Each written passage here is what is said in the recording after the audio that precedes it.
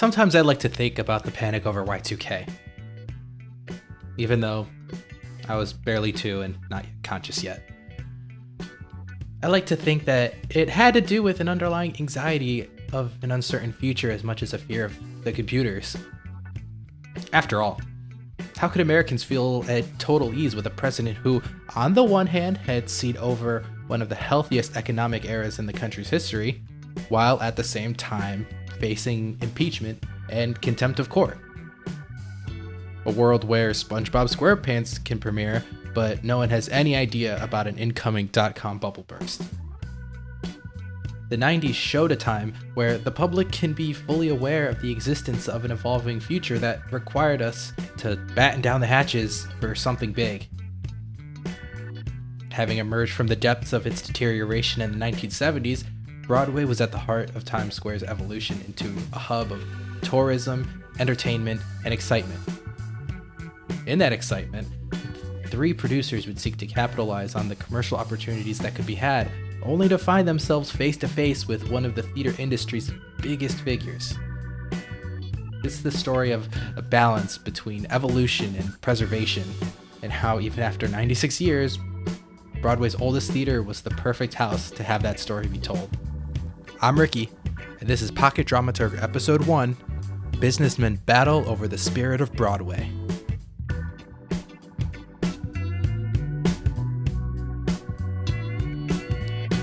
New York, 1999. For the first time in its history, an estimated 36 million people passed through the city as tourists. Now, I want you to imagine the quintessential New York trip. A boat ride past the Statue of Liberty, a walk across the Brooklyn Bridge, or at the Met, or taking a stroll through Central Park. Man, there is a lot of activities that involve walking. But then there's Times Square, the place that is the source of the nickname the Great White Way. It had fallen on hard times. Now, I won't totally get into the subject because it deserves an episode all its own, but it's no big secret that before the late 80s and the 90s, Times Square was a place synonymous with peep shows, adult theaters, and somewhere in the range of 15,000 crime complaints. 42nd Street was a scene that Rolling Stone could only call the sleaziest block in America. However, the late 80s saw the beginning of a new era of revitalization. New hotels began to line Times Square to distract from the world on the streets. Companies like Disney began to invest in the area, lending to its family-friendly brand. Mega musicals from London became must-see theater, and a certain unnamed New York City mayor utilized, through means that can only be described as questionable at best, systematically targeted the existing population out of the area between 40th and 50th Streets. By the late 90s, it's all resulted in the transformation of Times Square that we all know today, a magical place where Jay-Z never stops playing and it's 90 degrees even in mid-January.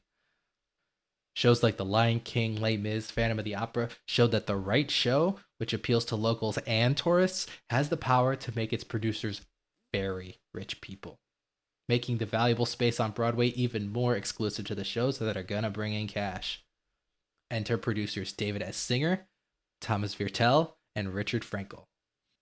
The producers of Angels in America, the revival of A Funny Thing Happened on the Way to the Forum, Smokey Joe's Cafe, and Stomp came together with an idea that would create a unique Broadway experience for tourists called The Spirit of Broadway. A 60-minute show that depicted the history of Broadway with song and dance, complete with actors portraying the ghosts of your favorite Broadway actors. Their choice of venue for this experience? The Lyceum Theater.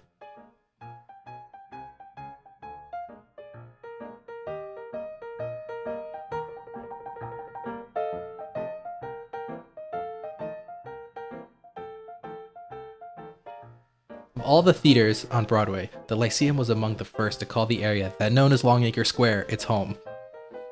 Prior to the early 1900s, the theater district was congregated much lower in Manhattan. However, in the early 1900s, the city became accustomed to life post-consolidation, and the subway's construction quickly led New Yorkers farther and farther uptown. In this migration, New York's theater scene came along with it. Producer Daniel Frohman would be the first person to take up the challenge of building what would be the first of our Broadway theaters. He hired Hertz and Talent for the project, who were big names for the time in the realm of theater architecture. Now, I'm going to get into some architecture stuff, and I'm going to do my best to keep it brief, but also I love the construction and styles of these buildings, so no promises. The theater is built in a Beaux-Arts style, which is essentially a really, really fancy architectural style from France in the 1800s. Some of the hallmarks of this are flat roofs, arch windows, rustication, which is just a fancy word that means the walls are very textured near the base and then become really smooth as the building rises. So like big rocks and then a really smooth wall. There's lots of ornamentations and sculptures, many of which have specific names that are only important if you really, really want to get into the nitty gritty of architectural design, which one day I would love to. It's a style that really is meant to show a level of regality. It's from France in the 1800s. Louis XVI, think about that. The theater has this repeating script L that, on the one hand, stands for Lyceum, but also just happened to be, the symbol of King Louis XIV to, really hammer home how bougie this new theater was going to be. The lighting inside reflected this with bulbs that were spread throughout the space with the even warm haze instead of just, a giant chandelier lighting up everything. It was very intimate. And at last, as all of the great impresarios of the day did, Frohman built an apartment on the roof of the theater, which is now home to the Schubert Archive. I hope that was fast enough. Anyway, being one of the first, many more came after. Over 20 of the theaters we see shows in today were built between 1903 and 1928. And there were even more that we've lost to time. In the early 1950s, the Schubert organization took control of the theater. Around this time, the theater would become known for being a place predominantly for plays, which usually had short runs, which wasn't all that bad, as it's much easier to make money off a show back then. So, you do a play for here, there, a couple weeks, a month or two. You're good. It's not a problem back then. The theater also became home to several companies who used the Lyceum as a venue for their shows, such as the Association of Producing Artists and Phoenix Theater in the 1960s, the National Actors Theater in 1992, and in 1984, Whoopi Goldberg had a successful one-person show that was recorded for HBO. And you can actually, find it on Max if you have that, but also it's available on YouTube. The exterior of the Lyceum became the first Broadway theater to be named a landmark by the Landmark Preservation Commission in 1974. The work that Hertz and Talent did was deemed to be so special and have many wonderful characteristics worthy of preservation. And in 1987, the interior of the theater was also given landmark status. I made this distinction for an important reason because with landmark status, there comes a lot of different rules. So the landmarking of the interior was less positively received because preserving the exterior is generally a simpler job. It's much easier to maintain, keeping the coat of paint on the outside clean, making sure all the stonework is taken care of. It's a lot easier to do that than it is to take care of an interior. A landmark interior is severely limited on what someone's able to do in terms of restoration, which leads to an issue that you see across many of the Broadway theaters when it comes to accessibility and comfort, because even minuscule changes run the risk of putting landmark status in jeopardy. So when you think, why aren't many of the Broadway theaters accessible by ramp? Their landmark status doesn't allow for elevators to put in or ramps or anything to that effect. Second is because the designation came at a highly political moment in the story of all of the Broadway theaters. Being the first one to be designated a landmark meant raising the question of how many of these theaters do we keep? Do we put skyscrapers at risk to keep all of these little buildings that make no money? But anyway, back to the theater itself. The Lyceum only has around 922 seats, making it quite intimate, which works great for plays. This does come with a catch, however. Its smaller capacity means that in the conversation of booking major hits, especially as Broadway pivoted towards larger scale productions, smaller houses like the Lyceum were regularly passed up for theaters like the Majestic or the Winter Garden, which have tons of space for shows and big audiences to make money from. This is, very different compared to today where, any theater has, a show or two ready to, fill the stage. Back then, the theaters could stay empty. There would be no show in them for years and years and years. This is where the Lyceum was at in 1999. As Times Square was changing around it, the Lyceum was a relic of a bygone era. But Singer, Vertel, and Frankel saw its value as the future home to their show. So anyway, where we left off. Singer, Vertel, and Frankel have the perfect idea for a show. So first, let's look at this show from a business standpoint. It makes sense. As I mentioned, with over 36 million tourists, many of them are going to pass through Times Square, and many of them know that Broadway is a must-do activity in New York. On paper, the Spirit of Broadway has everything necessary to set it apart as a competitor in the market. Its premise makes it familiar to the tourists who aren't looking for anything specific or out of the ordinary. You don't have to worry about, getting cats because it's Broadway standards and the actors, they're your familiar legends. The people are saying, play the hits!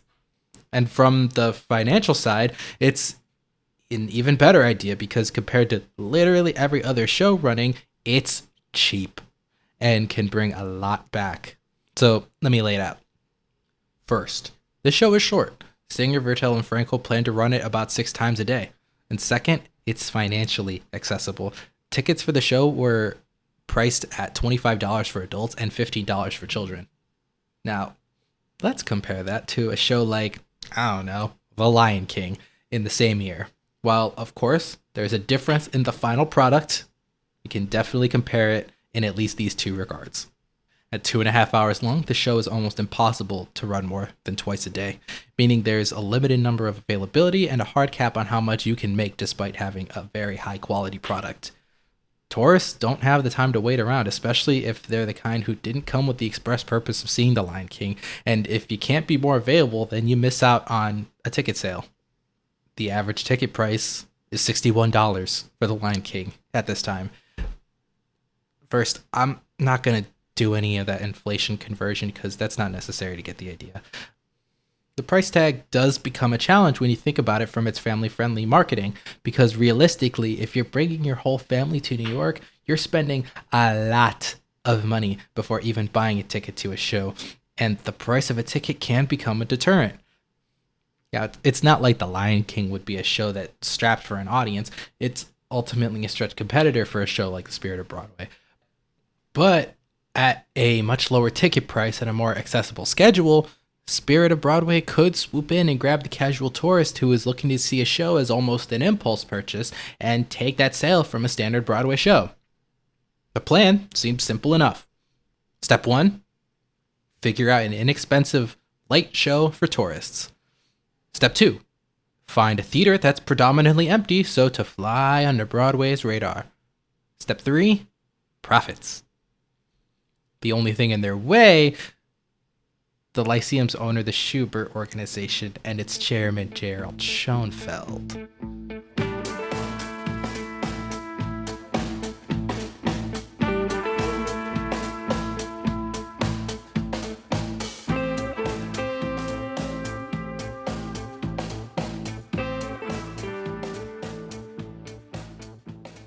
To keep the story brief of how Jerry Schoenfeld reached his position, Jerry was a lawyer in New York after serving in World War II.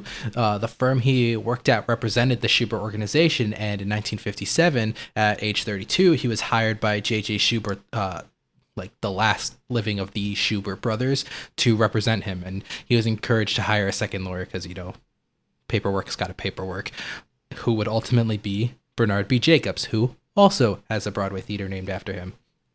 After the death of J.J. Schubert in the early 60s, the company would be, kind of in flux until 1972 when Schoenfeld and Jacobs would assume control of the company. Schoenfeld would control the company from an operational side, where Jacobs would handle the artistic side. He inherited the company at a time when the future of theater in New York as a whole was uncertain. The arts were certainly the least of the city's priorities.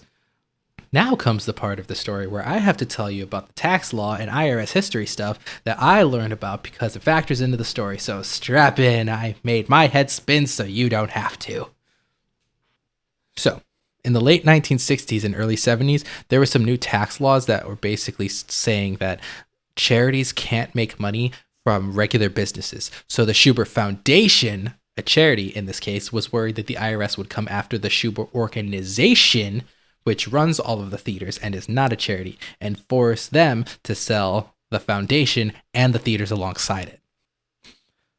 So our friend Jerry Schoenfeld basically said that having the Schubert organization present to run the theaters was absolutely necessary, and that they don't really make any money from the theaters. So in this case, the Schubert organization isn't even like a real business, and that the IRS should totally not even look too hard, and that even if they did and made the Schubert sell their theaters, the buyers would probably start showing porn or turn them into parking lots, and the IRS would essentially be responsible for the destruction of legitimate theater. Which is a lot, but if it fits, it ships. But the IRS went along with it and were basically like, I guess if you guys aren't doing this, then no one will. We guess. So fine. The Schubert organization is essential, and you don't have to sell your theaters because theater is a poor man's game. And then the Schuberts, who by this point were opening a tiny show called The Chorus Line, were like, yeah, poor. So Schoenfeld was able to keep his job and the Schuberts' theaters, and that's how the Schuberts got tax breaks for being straddled with the burden of having to give the world cats. Anyway, back to the 1980s. Bertelsmann AG, a German conglomerate which owns a lot of stuff, but the only thing I could really make out of it at this point in time was Penguin Random House purchased the building next door to the Lyceum Theater for its American headquarters and was one of the main companies credited in the redevelopment of Times Square. Bertelsmann needed to expand, but in order to build a bigger building, they needed to acquire the Lyceum's air rights, which is essentially the space above a building. Because in a capitalist world, you can sell anything if you try hard enough.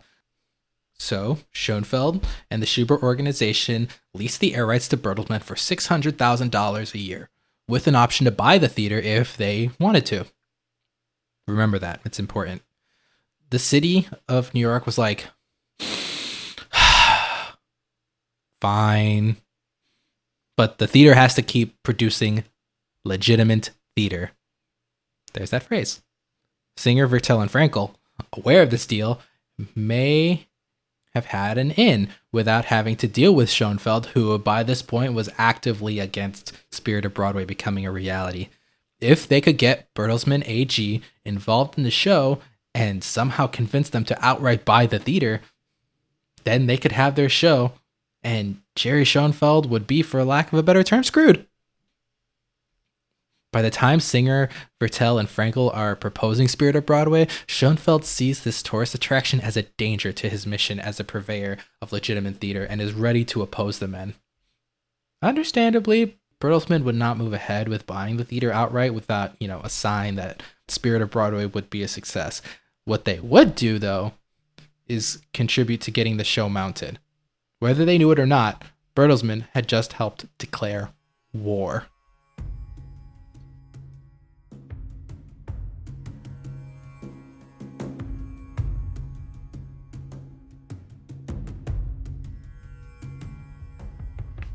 Schoenfeld made the first move. His goal, to foment opposition to the show on principle. He wanted anyone and everyone to know that the Spirit of Broadway was not legitimate theater. He sought to push the narrative that the show, rather than introduce tourists to the world of Broadway, would be so narrow in its presentation that it would in fact pigeonhole the idea of what theater could be and turn people away from ever giving it a chance. Then he went to the unions. Their input ultimately proved to be make or break in this scenario. He claimed that the show, with its backstage tours, memorabilia, and concessions, would ruin the Lyceum. Of course, his reasoning may have been less than altruistic. It was an open secret that Schoenfeld had made a similar deal regarding the air rights involving the Belasco Theater. So if Bertelsmann chose to buy the theater, he could be staring down the possibility of not only losing theaters, but his job and his reputation. William Moriarty, president of Local 802 of the American Federation of Musicians, said, He's got 16 and a half theaters. He'd have 15 and a half theaters after this deal. It's a theater that he himself says gets very little use. This looks suspiciously like a real estate problem, not a theater problem. Moriarty might have been onto something. Schoenfeld was never a proponent for landmarking his theaters, or even the Lyceum itself, believing that it was a waste generally, that it sat empty and was old and sat on the wrong side of Broadway. Not totally wrong. Especially when Schoenfeld himself didn't have a concrete idea of what constituted legitimate theater. He was quoted as saying, "It's like pornography. You know it when you see it." It's weird that we have found our second allusion to porn from our friend Jerry. Should probably keep an eye on that. What Jerry lacked in the tangibles of what constitutes legitimate theater, he more than made up for in power and leverage. At a meeting for the unions in May, he campaigned hard. He worked to leave the image that the Spirit of Broadway was a museum, not a show, and would hire ticket takers off the street instead of actors and musicians, stagehands, and other non-union employees. He also urged them to write Joseph B. Rose, the director of City Planning Commission, to try and block the show, which, a few of them did. Friends, if there's one lasting thing that I need you to remember, it's that rhetoric can stir up big feelings. Big, strong feelings. But it can only get you so far. And Gerald Schoenfeld was going to learn that the hard way. Feeling pressure, Singer, Vertel, and Frankel began their response to Schoenfeld. They needed to not only prove that their show wasn't an actual harm, but that they were trustworthy. They did this on 3 fronts. First was building trust through strategic supporters. Second was the unions and rebuilding their credibility in the industry. Third was to make sure there was no undue damage with Joseph Rose. Now, what's the one thing you do when you and your fellow producers are going against one of the most powerful people in your industry? You make alliances with those who build your name. Schoenfeld is a big name, so Singer, Vertel, and Frankel went after big names too. They won support from artists like Marvin Hamlish and Hal Prince, and they got support from Schoenfeld's competitors like Todd Hames from Roundabout Theater Company and Rocco Landesman from Jujamcyn. Names that anyone in the industry could trust. 1 out of their 3 goals? Check. Next, they went to the unions. Singer, Vertel, and Frankel each went to the various unions that Schoenfeld had tried to sway, and tried to dispel the parts of Schoenfeld's words that were straight up untrue. They addressed the claim that the show would turn the theater into a museum. They assured that their project was theater first and foremost. The level of additions such as concessions and memorabilia wouldn't be any crazier than what they had saw from a typical show. Then the claim that they wouldn't hire union members, Singer, Vertel, and Frankel were clear this wasn't going to be the case. Because the show would run so much, Singer, Vertel, and Frankel not only needed union members to serve in the show as performers, musicians, stagehands, and what have you, the show's unorthodox schedule meant that they would either need to negotiate with unions for either higher pay for a higher amount of work, or straight up having multiple sets of union crews employing more people. This had done the trick with the unions. Many left their meetings with the trio feeling like they hadn't truly realized how much work would be available to their members. Theatrical Wardrobe Union Local 762 even retracted its protest letter to Joseph Rose and cited it as premature. 2 out of 3 goals? Check! Speaking of Rose, that's the last piece of the puzzle. To paraphrase what he said that the Lyceum is important and that they have conflicting reports about what the show is, and we're going to have to look into it. It's not a full endorsement, but better than nothing. Final tally, 2.5 out of 3. At the end of the day, Singer, Vertel, and Frankel ultimately won out. Spirit of Broadway was deemed a legitimate show and was given the okay to move forward. So, full disclosure, I found all this information about the Spirit of Broadway. But the one thing I have not been able to find is if the show even actually opened. And that, my friends, is what we call a gap in the history. But since then, the Lyceum has had a relatively quiet life. The National Actors Theatre stopped producing their works there in 2000, and the theater went on to consistently have shows on its stage. These shows sway largely towards plays such as Doug Wright's I Am My Own Wife, Ayad Akhtar's Disgraced, Ivo Van Hove's revival of A View from the Bridge, and The Play That Goes Wrong. And every once in a while, a smaller, more intimate musical will appear there, such as Title of Show, The Scottsboro Boys, or The Visit, or A Strange Loop. And funnily enough, despite Schoenfeld's claims that a museum would be a danger to the Broadway community, in 2022, the Museum of Broadway, a place dedicated to chronicling the history of theater in New York, opened directly next door to the Lyceum Theater. So perhaps in a way everyone wins.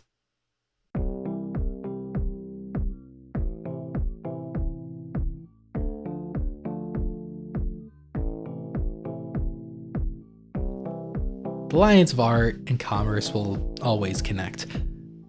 I think that this story really calls to attention what we deem as irreplaceable. When I sat down to think about this episode, and when I was writing my first draft, it was around the time of the grand reopening of the Palace Theater in New York. After many years, the theater was raised 30 feet in the air to incorporate new retail in Times Square. While on the one hand, I can't ever object to insane feats of engineering and the incorporation of more bathrooms into Broadway theaters, I can't help but feel a little cynical about the pecking order that demands the theater make space for more commercial products. No longer is the Palace's marquee featured prominently in Times Square. Now the audience will enter from 47th Street, and while I'm sure that in this case the work done on the Palace has ultimately done little to no harm to its landmark status, I worry about the message this sends as a whole. It's easy to be cynical about Jerry Schoenfeld's reasoning behind wanting legitimate theater on the stage or the merits of an idea like the Spirit of Broadway, and that must be talked about, but perhaps we can have a dash of optimism. These buildings we inhabit, wherever they are, from the theaters of Broadway, local community theater, school gym, whatever it may be, it's a special place unlike anything else you experience in your everyday life. We should hold them sacred as a place to come together.